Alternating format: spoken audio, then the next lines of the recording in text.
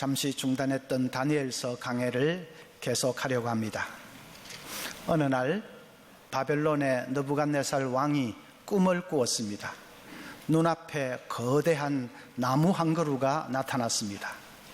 얼마나 큰 나무든지 끝은 하늘에까지 닿아 있고 땅 끝에서도 다 보이는 나무입니다.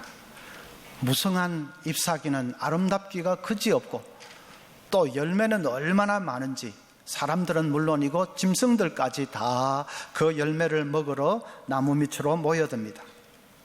그런데 하늘에서 한 순찰자가 내려오더니 이 순찰자는 천사를 가리킵니다.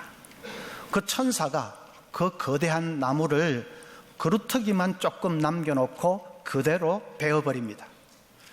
그리고 그루터기는 쇠와 놋줄로 동여매어서 황량한 벌판에 내팽개쳐 버렸습니다. 그 거대하고 위풍당당하던 나무가 어떻게 그렇게 절지에 그냥 처참하게 베어버림을 당하는지 느부갓네살이 꿈을 꾸면서도 소름이 쫙 끼쳤습니다. 이제 그 꿈의 의미가 중요하겠지요. 다니엘이 성령에 감동되어서 왕에게 쭉 해몽을 해 주었습니다. 그 거대한 나무는 바로 느부갓네살 왕을 가리킵니다. 천하를 정복한 느부갓네살은 가히 하늘까지 닿는 나무와 같습니다. 온 천하 백성들이 그 나무 밑으로 모여와서 그 열매를 먹으며 그 그늘에서 살게 됩니다.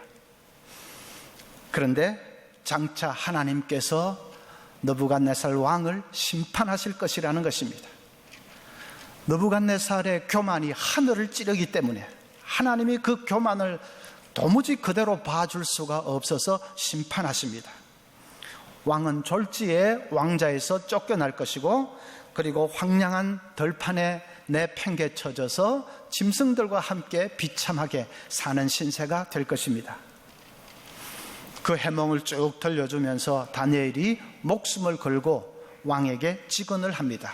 왕이시여, 그 무서운 일을 당하지 않으시려면 지금이라도 교만을 내버리고 겸손하게 낮아져서 백성들을 잘 돌봐야 됩니다. 그러나 왕은 그 직언을 받아들이지 않았습니다.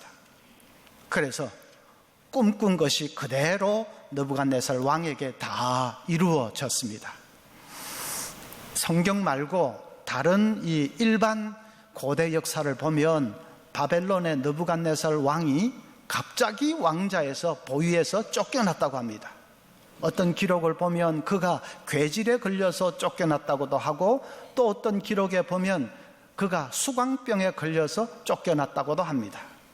수광병이라는 병은 정신착란이 와서 자신을 짐승처럼 여기면서 짐승처럼 행동하고 짐승의 울음소리를 내고 하는 병입니다. 왕이 갑자기 미쳐가지고 짐승의 울음소리를 내고 짐승처럼 행동하니까 나라가 난리가 났겠죠. 결국 느부갓네살은 신하들과 백성들에게 내침을 당하고 말았습니다. 들판에서 이슬을 맞으며 들짐승과 함께 사는 신세가 되고 말았습니다. 그러다가 7년 만에 정신이 돌아왔습니다. 그가 교만을 내버리고 전심으로 낮아져서 하나님만을 바라볼 때에 하나님께서 그를 회복시켜 주신 것입니다. 느부갓네살은 조서를 통해서 자신이 겪었던 그 모든 일들을 백성들에게 낱낱이 다 토로하면서 마지막 결론을 이렇게 맺습니다. 37절에 그러므로 지금 나 느부갓네살은 하늘의 왕을 찬양하며 칭송하며 경배하노니 그의 일이 다 진실하고 그의 행하심이 의로우심으로 교만하게 행하는 자를 그가 능히 낮추심이라. 여러분, 오늘 다니엘서 이 4장을 읽으면서 우리가 명심해야 할 것은 교만은 죄 중에서도 가장 무서운 죄라는 사실입니다. 하나님은 교만을 얼마나 싫어하시는지 거대한 나무와 같은 자도 한순간에 베어버리실 정도로 하나님은 교만을 싫어하십니다. 베드로전서 5장 5절에도 겸손 젊은 자들아 이와 같이 장로들에게 순종하고 다 서로 겸손으로 허리를 동이라. 하나님은 교만한 자를 대적하시되 겸손한 자들에게는 은혜를 주시느니라. 하나님은 교만한 자를 대적하신다. 사람이 대적하는 것이 아니고 하나님이 대적하신다. 교만한 자를. 얼마나 무서운 말입니까? 오늘 우리 모두가 이 말씀 앞에 우리 자신들을 한번 돌아볼 수 있어야 되겠습니다. 교만이 어떤 것인가? 교만을 뜻하는 라틴어 superbia라는 말은 자신을 높인다 하는 뜻입니다. 자신을 높이려고 하는 집요하고 끈질긴 욕망이 교만입니다. 여러분, 마귀가 어떻게 마귀가 됐는지 아십니까? 천사 루시퍼가 태고적에 아주 먼 옛날에 천사 루시퍼가 타락해서 마귀가 됐습니다. 그가 왜 타락했느냐? 이사야 14장 12절부터 보면 너 아침의 아들 계명성이여. 계명성이 바로 루시퍼를 가리킵니다. 어찌 그리 하늘에서 떨어졌으며 너 열국을 엎은 자여 어찌 그리 땅에 찍혔는고.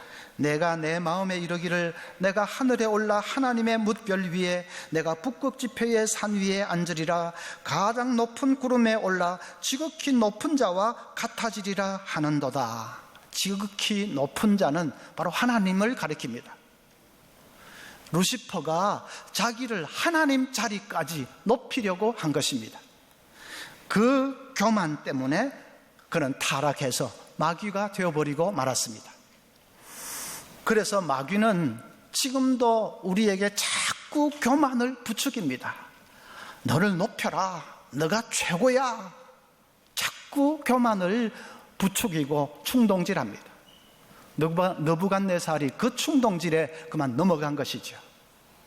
느부갓네살은 아수르 제국을 멸망시키고 바벨론이라고 하는 거대한 제국을 건설했습니다. 신바빌로니아 문명이라고 하는 찬란한 문명을 꽃피웠고, 그리고 여러 민족을 융합해서 잘 통치하는 고대에서는 보기 드문 선진 행정을 펼쳤습니다. 거기다가 건축술도 뛰어나서 호화로운 건축물을 많이 세웠는데, 그 중에 공중정원이라는 그런 건축물은 지금도 세계 7대 불가사의 중에 하나입니다. 그 많은 업적들을 바라보면서 느부갓네살이 교만해진 것입니다. 내가 최고다. 나는 신이다. 한 것입니다. 하나님이 그걸 봐줄 수가 없어서 그래서 그냥 베어버렸습니다. 여러분, 남자의 3대 불행이 뭔지 아십니까? 남자의 3대 불행. 초년 출세, 중년 상처, 말년 가난. 그게 남자의 3대 불행입니다. 중년에 상처하는 거, 아내를 잃는 거, 말년에 가난하게 되는 거, 그것이 불행인 줄은 알겠는데 초년 출세가 왜 불행입니까? 빠른 이른 나이에 출세할수록 좋지 않습니까?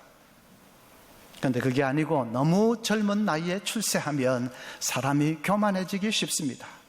느부갓네살처럼 내가 최고라는 택도 아닌 교만에 사로잡히기 쉽습니다. 그러면 결국 인생이 불행해집니다. 어떤 분은 아마 속으로 생각하시겠지요. 나는 출세하고는 거리가 먼 사람이니까 나는 교만해질래야 교만할 수도 없다. 그러는 분 계시겠지요. 아닙니다. 교만은 누구에게나 있습니다. 어떤 목사님이 자기 교인 중에 재벌 총수가 있어서 그래서 한 번은 그 집을 신방을 갔습니다. 그런데 문 앞에 서 있는 수위가 그냥 얼마나 딱딱거리는지요. 목사님이 되게 좀 젊기도 하고 차가 또 되게 후졌습니다. 그래서 그런지 이 수위가 어디서 왔느냐, 용건이 뭐냐 시시콜콜 따지는데 거의 반말조입니다. 신방을 왔다고 해도 눈을 그냥 내리깔고 보면서 확인을 해야 된다느니 어쩌느니 하면서 인터폰을 넣고 전화를 하고 야단인데 목사님이 어이가 없더랍니다. 조금 후에 집주인이 달려 나와가지고 아이고 목사님 오셨습니까? 정중하게 맞는 것을 보고는 수위가 머쓱해서 그래서 뒤로 물러서더랍니다. 남의 집에 수위로 있어도 우쭐하고 싶은 마음은 똑같습니다. 자기를 높이고 싶은 마음, 교만은 마찬가지입니다. 자기를 높이려고 하는 욕망이 교만이니까, 그러면 높아지면 승진하고 출세하고 하는 것은 무조건 잘못된 것입니까? 그런 것은 아닙니다. 출세했다고 우쭐해지는 것이 문제지 출세 자체가 잘못된 것은 아닙니다. 높은 지위에 있으면 더 많이 일할 수 있고 더 많이 봉사할 수 있으니까 좋은 거지요. 내가 이 위치에 오른 거 내가 잘나서 그런 것이 아니고 하나님의 은혜인 줄 알고 겸손하게 더 많이 섬기고 봉사하고 그러면 그건 좋은 것이죠. 그러니까 교만은 지위가 높으냐 낮으냐 그걸 가지고 따질 수 있는 것은 아닙니다. 지위가 높아도 겸손한 사람이 있고 지위가 낮아도 교만한 사람이 있습니다. 마음 중심이 문제지요. 중심이. 둘째로 교만은 공동체를 파괴하기 때문에 그것이 무서운 죄입니다. 교만은 늘 다른 사람과 경쟁하려고 합니다. 여러분, 돈 많다고 교만한 사람은 단순히 돈이 많기 때문에 교만한 것이 아닙니다. 다른 사람들보다 더 돈이 많기 때문에 교만한 것입니다. 성공했다고 교만한 사람은 단순히 성공했기 때문에 교만한 것이 아니라 다른 사람보다 더 성공했기 때문에 교만해지는 것입니다. 모두가 다 성공했다면, 다 그래서 똑같다면 교만해지고 말고도 없습니다. 그런데 빌빌대는데 나 혼자 성공했다 싶으니까, 내가 이겼다 싶으니까 교만해지는 것입니다. 교만은 그렇게 본질적으로 경쟁적입니다. 한 여자를 사이에 두고 두 남자가 동시에 사랑을 합니다. 그럴 때 그 남자들은 어떻게 하든지 그 여자를 차지하려고 수단 방법을 가리지 않고 싸우지요. 왜 그럴까요? 그 여자를 사랑해서 그럴까요? 그 여자에게 특별히 매력이 있어서 그럴까요? 그럴 수도 있지만, 그러나 대부분의 경우는 자기가 경쟁해서 이기고 싶은 것입니다. 내가 라이벌인 저 친구보다도 더 낫다 하는 것을 그 여자를 차지함으로 증명해 보이고 싶은 것입니다. 그래서 남이 좋아하는 그 여자를 기어코라도 빼앗아 보려고 합니다. 실제로 그 여자를 차지한 후에는 이제 목적을 달성했으니까 여자를 그냥 버려버리는 경우도 많습니다. 그렇게 경쟁하려고 하고 이기려고 하는 교만, 그래서 나쁜 것이죠. 친구가 상석에 앉아 있는 것을 보면 벨이 꼴려서 견딜 수 없는 사람이 있습니다. 왜 그렇게 벨이 꼴릴까요? 저 친구 상석만 좋아하고 교만하구나. 사람이 저러면 안 되는데, 그게 그래서 그 사람이 싫은 것일까요? 그게 아니고 상석은 내가 차지해야 될 자리인데 저 친구가 앉아 있으니까 싫은 것입니다. 내가 경쟁에서 밀린 것 같으니까 싫은 것입니다. 그래서 교만한 사람이 다른 사람의 교만을 더 싫어합니다. 교만한 사람이 다른 사람의 교만에 대해서 예민하고 다른 사람의 교만을 더 싫어합니다. 그럴 수밖에 없지요. 나를 높이고 싶은 마음이 가득한데 상대도 그렇게 하는 것을 보면 그냥 경쟁 관계에 들어가는 거니까 딱 꼴보기가 싫어지는 것입니다. 교만은 그렇게 경쟁적이기 때문에 관계에 있어서 적대감을 낳습니다. 그래서 공동체를 파괴합니다. 여러분, 교만한 사람이 다른 사람들과 사이좋게 지내는 거 봤습니까? 교만한 사람은 나보다 잘난 사람이 세상에 단 한 명만 있어도 그걸 그냥 참고 보고 있지를 못하는 사람입니다. 그 사람을 경쟁자로 여기고 적으로 여깁니다. 그래서 관계가 파괴됩니다. 다른 죄들은 관계만큼은 좋을 수가 있습니다. 예를 들면 술꾼들끼리는 형님 동생 하면서 사이가 좋지 않습니까? 서로 관계가 껄끄럽다가도 술 한 잔 들어가면 관계가 확 풀리지 않습니까? 조폭들도 서로는 형님 아우 하면서 밀어주고 끌어주고 하지 않습니까? 다른 죄들은 관계만큼은 좋을 수도 있습니다. 그러나 교만은 다릅니다. 교만은 관계를 치명적으로 파괴합니다. 교회에도 교만한 사람 몇 사람 있으면 교회가 시끄러워집니다. 충돌이 일어납니다. 서로 상처 주고 상처받고, 그래서 교회를 떠나는 사람들도 생겨납니다. 그래서 교만이 무서운 것입니다. 여러분, 이 죄를 어떻게 해야 합니까? 이 끈질기고 지독한 교만을 어떻게 해야 할까요? 죄의 뿌리가 돼서 계속해서 다른 죄들을 분출해내는 이 교만의 뿌리를 어떻게 하면 뽑아버릴 수 있을까요? 두 가지입니다. 첫째는 하나님 앞에서 자신을 돌아봐야 합니다. 인간이 자기의 실상을 바로 깨닫는 것은 하나님 앞에 섰을 때입니다. 거룩하신 하나님 앞에 섰을 때에 내가 얼마나 추하고 더러운 존재인지를 바로 깨닫게 됩니다. 이사야가 성전에 들어가서 하나님의 영광 앞에 섰을 때 그가 뭐라고 말하지요? 이사야 6장 5절에 보면, 그때에 내가 말하되 화로다 나여 망하게 되었도다. 나는 입술이 부정한 사람이요 나는 입술이 부정한 백성 중에 거주하면서 만군의 여호와이신 왕을 배웠음이로다 하였더라. 하나님 앞에서 자신의 부정함, 자신의 불길함을 깨달으면서 이사야가 가슴을 치며 화로다 나여 망하게 되었도다 토로하는 것입니다.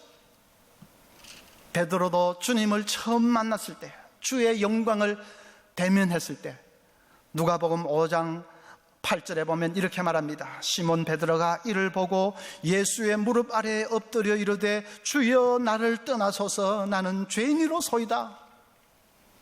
베드로는 할렐루야 주님, 내가 주님을 만났군요, 내 이럴 줄 알았습니다, 그렇게 하지 않았습니다. 주님을 대면하는 순간 주여 나를 떠나소서 나는 죄인입니다. 그래서 우리도 자주 하나님 앞에 자신을 세워보아야 합니다. 새벽마다 여러분 말씀 앞에 자신을 세워보십시오. 말씀의 밝은 빛으로 자기를 비추어야 합니다. 내 생각도 비추어보고 내 마음도 비추어보고 내 언어도 비추어보고 내 삶을 비추어봅니다. 그럴 때에 내가 얼마나 더럽고 추한 죄인인지, 얼마나 연약한 죄인인지를 깨닫게 됩니다. 그래서 낮아지게 됩니다. 그 방법밖에는 없습니다. 어떤 목사님이 자기 4살 된 아들이 잘못해서 3층에서 떨어졌답니다. 피를 철철 흘리는 아이를 급하게 병원으로 싣고 갔습니다. 응급 처치를 해야 되는데 마취를 할 수가 없습니다. 왜냐하면 그 3층에서 떨어질 때 뇌를 상했을 수도 있으니까. 그래서 만약에 뇌를 상한 상태로 마취했다가는 깨어나지 못하면 영원히 식물인간이 되는 겁니다. 할 수 없이 마취 없이 생으로 찢어진 부위를 꿰매기로 했답니다. 침대 시트로 아이를 둘둘 말아가지고는 인턴 한 사람이 이마를 누르고 또 다른 사람은 양팔을 잡고 자기는 아이 발목을 잡았습니다. 그리고 그냥 생으로 그 예민한 잇몸이며 또 이 턱이며 찢어진 부위를 그냥 생사를 꿰맵니다. 자기가 아이 발목을 잡고 있으니까 아이 눈하고 딱 이렇게 마주쳤습니다. 수술하는 1시간 내내 아이가 자기만을 바라보며 울부짖더랍니다. 아빠 나 좀 살려줘요, 나 좀 꺼내줘요. 자기 인생을 살면서 그렇게 무력감을 느껴본 적이 없었다고 했습니다. 아이가 그렇게 울부짖는데도 아빠라고 하면서 자기가 해줄 수 있는 일은 아무것도 없었어요. 여러분, 그것이 인간 아니겠습니까? 내 아이 하나도 제대로 돌봐줄 수 없는 약하디 약한 것이 우리 인간 아니겠습니까? 교만할 것이 뭐가 있습니까? 하나님이 붙든 손 그거 놔버리면 어느 바람에 훅 날아가 버릴지도 모르는 그런 것이 바로 난데, 도대체 교만하고 말고 교만할 끈덕이가 어디 있습니까?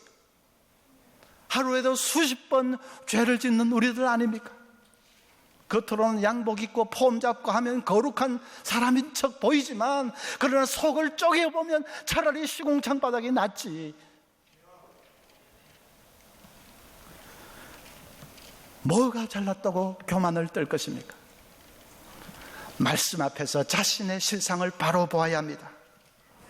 동방교회 수도사들이 하루에도 수십 번 드리는 기도가 있습니다. 하나님의 아들 주 예수 그리스도시여, 더럽고 형편없는 저를 불쌍히 여기소서. 그 짧은 기도를 하루에도 수십 번 합니다. 그것을 예수 기도라고 합니다. Jesus prayer, 예수 기도입니다. 우리도 예수 기도가 필요합니다. 주 예수님, 더럽고 형편없는 저를 불쌍히 여겨주소서. 내 실상을 바로 알면 그 기도 외에 다른 어떤 기도가 필요하겠습니까? 혹시 여러분 중에 설교 들으면서 목사님은 저런 교만의 문제 다 해결이 됐겠구나, 그렇게 생각하는 분 계십니까? 제가 혹시 설교하면서 나는 그 교만 다 벗어버렸습니다, 나는 다 해결이 됐습니다, 여러분에게 그런 인상을 주었다면 오늘 제가 설교를 잘못한 것입니다. 저는 설교 준비하면서 많이 울었습니다. 내가 너무너무 교만한 놈이라는 사실 앞에 많이 울었습니다. 예수님, 저를, 더럽고 형편없는 저를 불쌍히 여겨주세요. 수없이 기도했습니다. 목사라고 뭐 별수 없습니까? 목사나 장로나 평신도나 다 마찬가지. 하나님 앞에서 실상을 바라보면 다 마찬가지. 그래서 나 자신의 할 수 없는 이 죄인된 모습을 깨달았고 늘 회개하면서 이렇게 자신을 채찍질하는 그 방법밖에는 없습니다. 그리고 둘째로는 하나님만 자랑하는 훈련을 해야 되겠습니다. 겸손해지려면 마음을 비워야 된다, 그런 얘기를 많이 하는데 주로 불교 쪽에서 그런 얘기 많이 하지요. 그래서 하심, 마음을 낮춘다, 마음을 비워야 된다. 그러기 위해서는 3000배 하기도 하고 합니다. 그러나 생각해 보면 마음을 비운다는 것은 막연합니다. 뭐 어떻게 하는 게 마음을 비우는 것인지 좀 너무 수동적이고 막연합니다. 좀 더 구체적이고 적극적인 방법이 필요합니다. 하나님만을 자랑하는 것입니다. 입술을 열면 하나님만 내세우고 하나님만 자랑하는 것입니다. 빌립보서 3장 3절에 하나님의 성령으로 봉사하며 그리스도 예수로 자랑하고 육체를 신뢰하지 아니하는 우리가 곧 할례파라. 하나님 자랑하고 예수님 자랑하는 겁니다. 여러분, 대화할 때도 늘 하나님이 하셨습니다. 하나님이 인도하셨습니다. 하나님이 역사해 주신 겁니다. 늘 하나님, 주어가 하나님이 되십시오. 내가가 아닙니다. 내가. 그건 내가 복음이죠. 누가 복음이 중요하지, 내가 복음을 쓰면 안 됩니다. 그래서 주어가 어떻게 되는, 내가가 많으냐 아니면 하나님이냐, 그것도 하나 측정해 볼 수 있는 바로미터입니다. 하나님을 내세우고 하나님만 자랑하고 하나님 하셨습니다, 늘 그러다 보면 나를 내세우는 것은 아마 점점 설 자리를 잃어갈 것입니다. 여러분, 이 말씀을 꼭 기억하십시오. 베드로전서 5장 6절에 그러므로 하나님의 능하신 손 아래에서 겸손하라. 때가 되면 너희를 높이시리라. 자기를 높이면 낮아지고 낮추면 높아집니다. 하나님이 높여주십니다. 내가 나를 높이려고 하면 안 됩니다. 그러면 낮아집니다. 하나님께서 우리를 높여주셔야 됩니다. 우리 속에 있는 겸손 보시고, 하나님은 가정을 맡겨주시고 사업체도 맡겨주시고 어쩌면 나라의 큰일도 맡겨주실 것입니다. 믿을 수 있는 사람이니까. 때가 되면 너희를 높이시리라. 여러분, 이 귀한 축복을 우리 모두가 받아 누릴 수 있기를 바랍니다.